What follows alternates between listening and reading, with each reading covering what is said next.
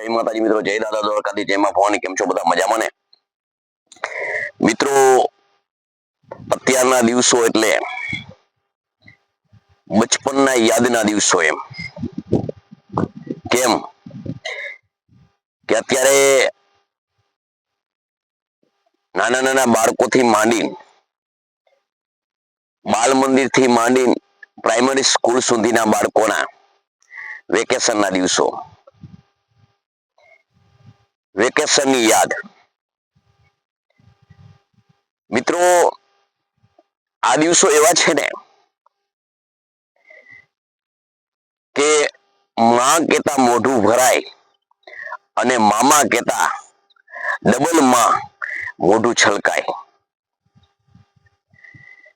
મિત્રો, એક એક પળ, એક એક ક્ષણ એક જીવનની સુનેરી ડાયરીની અંદર કંડારવા જેવી હોય છે. મામાના ઘરનો માહોલ, મામાની અને મામીની જે એના હૃદયની પરસી જાય એવી વાહલપ મામા ફૂઈના અને વાલા મુઈના એ ભેગા થાય અને જે ધબધબાટી બોલતી હોય, પડે આખડે ઊભા થાય, રોવે છાનું રાખે, મામા મામીનો ઘડીક મગજ છટકે અને ખીજાય અને કુંભારના ટાપલા ઘોડે અંદરથી હાથ રાખીને પાછું ઘડતર કરે એમ સમજાવટ. ત્યાં મામાના દીકરાના વહુ એટલે ભાભીઓ ની જે એની હલક બોલાવાની અને મોંઘા મહેમાનની જે મહેમાન ગતિ, એક એક ક્ષણ મિત્રો તમે જુઓ ને, તમે આ ક્ષણ જ્યારે યુવાન બનો,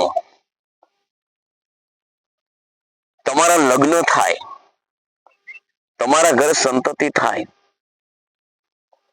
અને એ જ્યારે એના મામાના ઘરે જાય ને, ત્યારે તમારા નજરની સામે પિક્ચરની જેમ પટ્ટી આવે એમ નજરમાં એ દ્રશ્ય તરવરે. વિતાવેલી ક્ષણો, વિતાવેલા જે પ્રસંગો, મામાના પરિવાર સાથે બેન ભાઈ એના વ્યવહાર, જે એકાબીજીએ ખેલકૂદથી રંજાડ કરેલા, મામા મામીને તકલીફ આપેલા, ભાભીઓને તકલીફ આપેલા એ દિવસો, ગમે તેવા તોફાન સહન કરી અને હસતા મોઢે ભાણુબાના શબ્દો, ભાણીબાના શબ્દો એ આપણા મગજમાં ગુંજે છે. મિત્રો, જીવન કેવું છે ને, આવે છે ને જાય છે, એ રોકાતું નથી. પણ એક એક ક્ષણ વિતાવેલી તમારા જીવનના ડાયરીમાં કેદ થઈ જાય છે. કરોડો અબજો રૂપિયા આવે ને જાય, એ પાછા મળે, પણ ગયેલો સમય અને ગયેલી પળ, ગયેલી યાદ મિત્રો અબજો અરબો ખરબો દેતા પાછી મળતી નથી. જ્યારે મળ્યા ત્યારે તેની હાજરી, એના આવકાર, એની વહાલપ, એના વ્યવહાર, એની ખાનદાની, એની રખાવટ, અરે કેમ કરીએ તો મારા ભાણેજોને મજા આવે, કેમ કરીએ તો એને સારું લાગે, આવી જે હૃદયથી જે લાગણી હતી ને, લાગણી તમને વૃદ્ધાપણમાં યાદ આવે ને ત્યારે આંખ ભીંજાવી જાય. આવું મામાનું ઘર. મામાના ઘરને જે મહત્વ છે ને એટલું જે સમયની અંદર આજથી 30, 35, 40 વર્ષ 45 વર્ષ પહેલા જયારે તમે એ પળ વિતાવીને ત્યારે યાનો માહોલ, એ ગામની રખાવટ, તમે તમારા મામાના ઘરની પ્રત્યક્ષ વ્યક્તિને તમે ભાણે જ દેખાવ. આવું વાતાવરણ, આવો અનહદ પ્રેમ મિત્રો જીવનમાં ક્યાંય ન મળે. મિત્રો જે પળ અરબો ખરબોના માલિકોએ જે સુખ સંપત્તિથી નહીં ભોગવી હોય ને એવી એક છેલ્લામાં છેલ્લું તમારી સાથે કોઈ પણ સંપત્તિ ન હોય અને જે પળ તમે મામાના ઘરે માયડી હોય ને એવી માયલી એ પણ કદાપી ન આવે. અમે યાદ કરીએ છીએ દિવસો ત્યારે આંખ ભીની થઈ જાય છે. યાદ કરીએ છીએ અમારી એ રંજાડો ત્યારે ખૂબ અંદરથી વાહલપ થાય છે કે શું એની સહન શક્તિ, ઈશ્વરીએ શા માટે આવું કેવું સર્જન કર્યું હશે. માં કહેતા કહેવાય છે ને કે મોસાળમાં જમણને માં પીરસનાર, પણ એ તો માં છે, પણ આ તો ડબલ માં છે. માં મોં ભરાય, છલકે, એની જે અંદરની લાગણી છે ને મિત્રો એની વ્યાખ્યા ન થઈ શકે, એનું વર્ણન ન થઈ શકે. મિત્રો તમે જ્યારે જાઓ ને અત્યારે ત્યારે એ પળને તમને ખબર નહીં હોય, દિવસ કેમ વીતી જાય ને એ ખબર નહીં હોય, પણ એક યાદ રાખજો કે આ વસ્તુ મને અત્યારે યાદ આવે છે ને ત્યારે હું તમને કહું છું કે એક જીવનમાં કંડારી લેજો, જીવનમાં ડાયરી રાખજો. સવારથી સાંજ સુધી શું શું તોફાન કર્યા અને એના વળતરમાં મામા મામીએ શું કીધું એમ. બસ ફક્ત એટલું જ હશે. હસતા હસતા એમ કહેશે એ ભાણુપા આમ ન કરાય, એ ભાણી આવું ન કરાય, બટા લાગી જાય, હેઠે બેસો. અને કદાચ ને કોઈ મામી કડક હશે ને કડક શબ્દમાં બોલ્યો હશે તો અડધી કલાકની અંદર એની મુસ્કાન, એની રખાવટ વાહામાં હાથ ફેરવીને કહેશે ભાણુપા આવું ન કરાય, હો હાલો થઈ પતી ગયું, આવી જાઓ. આ મામાનું ઘર. મિત્રો જીવનમાં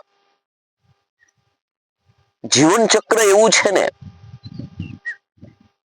કે ક્યારે પતી જશે ને ક્યારે ફિલ્મ પૂરી થઈ જશે ને એ ખબર નથી,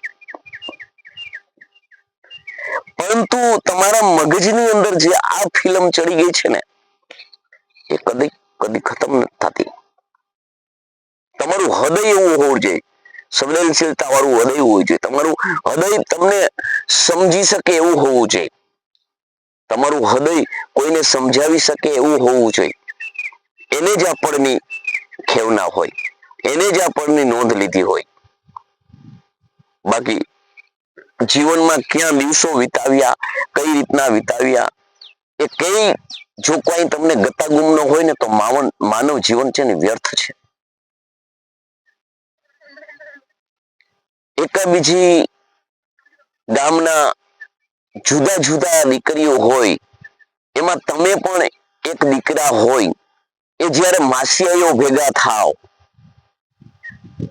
ઉત્તર દક્ષિણ પૂર્વ પશ્ચિમ જુદી જુદી દિશામાં જે બધા માસિયાઓ ભેગા થાવ અને એ બઘડા છતી બોલે ને એમાં જે મજા આવે ને એ દિવસો મિત્રો તમને યાદ આવે ને ત્યારે ખબર પડે કે મોજ કેને કહેવાય એમ. મનાલી, કાશ્મીર, આ જુદા જુદા સ્થળોએ આપણે ફરવા જાય ને અને આપણે લખીએ ને મોજ, એ મોજ હશે, પણ અનોખી મોજ છે ને એ મોસાળમાં છે. મોસાળ જે છે ને એમાં સર્વ જ્ઞાતિ હશે, સર્વ સમાજ હશે. પ્રત્યક્ષના જે ભાણેજ હશે ને પોતિકા, બધા પોતિકા માનતા હશે. આવું જો કોઈ એક ઠેકાણું હોય ને તો એ મામાનું ઘર છે. હું તો કોઈ ચોક્કસ જાજો, પણ હવેનો સમય થોડોક પરિવર્તન છે. તોફાન ઓછા કરજો. મામાના ઘરની મોંઘી ચીજો હોય, કોઈ સિટીમાં રહેતા હોય, હાકડસ હોય તો એડજસ્ટ કરી લેજો અને થોડો એમાં સુધારો કરજો. ટીવી ફ્રીજ આ તે છે એને જાળવજો, કારણ કે મામાનું ઘર છે.